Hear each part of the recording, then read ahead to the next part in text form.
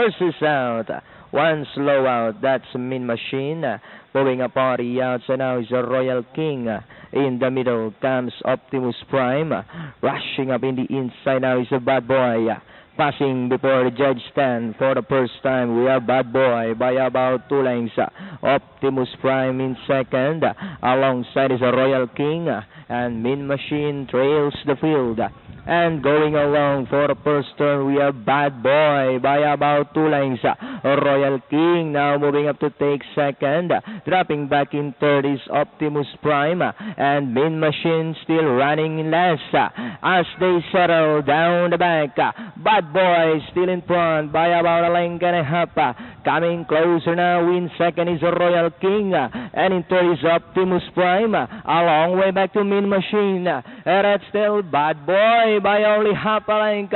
Royal King now coming closer on the outside second. Optimus Prime remains in third. And far behind is Mean Machine. And at the fourth turn, it's now Royal King takes the lead by about a head. While Bad Boy drops back in second. Optimus Prime remains in third and Mean Machine. As they come down at the last 200. And it's now Royal King by about 3 lengths. Bad Boy still in second. Moving up on the outside is Optimus Prime.